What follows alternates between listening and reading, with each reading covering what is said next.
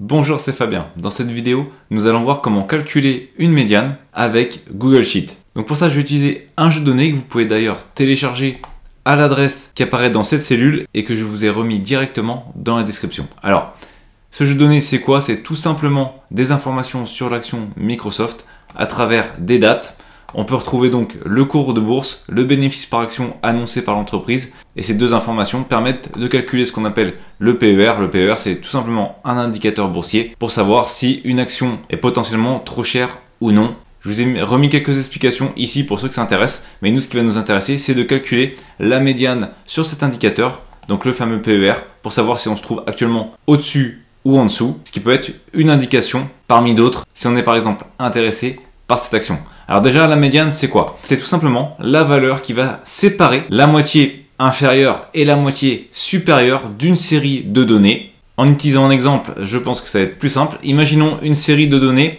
On aurait par exemple 4, 5 et 7. On peut voir que si on calcule la moyenne, on aura 5,33, alors que si on utilise la médiane, ça sera le chiffre 5. Pourquoi? Parce que ça va prendre la valeur centrale, autrement dit le 5 qui se trouve ici. Ce 5 étant, comme j'ai déjà dit, la valeur centrale puisqu'on a ici la moitié inférieure de données et la moitié supérieure des données. L'avantage de la médiane, c'est que si je modifie par exemple ici la valeur, ça ne change rien pour la médiane. Par contre, en l'occurrence ici, ça modifie la moyenne. Donc ce sont deux notions différentes avec la moyenne et je sais que parfois elles peuvent être confondues. C'est important de bien faire la différence entre les deux parce que la médiane est particulièrement intéressante pour éliminer tout ce qui va être valeur aberrante. Autrement dit, avec un autre exemple, ça va être plus concret. Imaginons qu'on ait 11 personnes. Sur ces 11 personnes, on a les 10 premières qui gagnent en dessous de 2000 € et on a une dernière personne qui gagne plus d'1 million d'euros.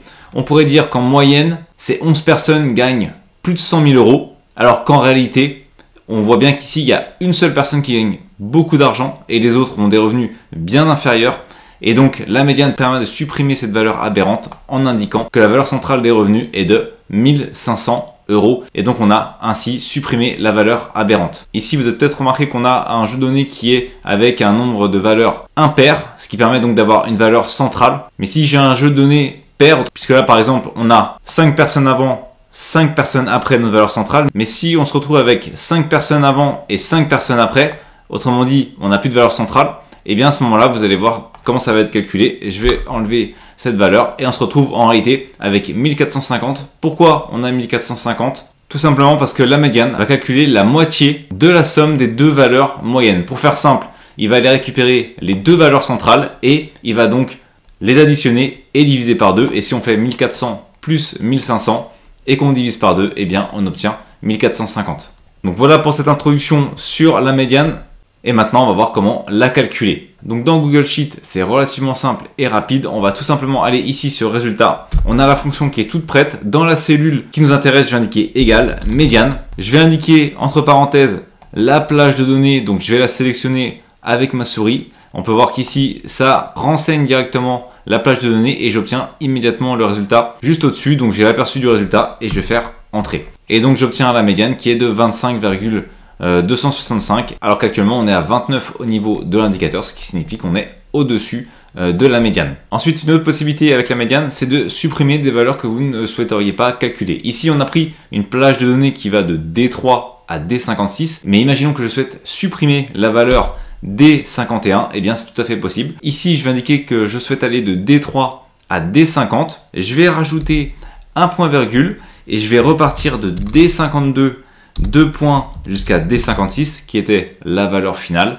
Et je vais faire entrer. Et en procédant de la sorte, eh bien j'ai une valeur qui est, au niveau du résultat, différente pour la médiane, puisqu'avant on avait 25,265. Maintenant, on se retrouve avec 25,23.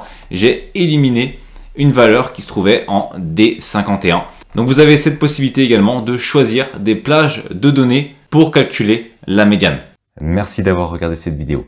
Si vous n'êtes pas abonné, j'espère que cette vidéo vous donnera envie de le faire en cliquant sur le bouton s'abonner et en activant les notifications pour ne manquer aucune des prochaines vidéos. De plus, vous trouverez dans la description un sondage pour déterminer les prochains sujets. À très vite pour une nouvelle vidéo.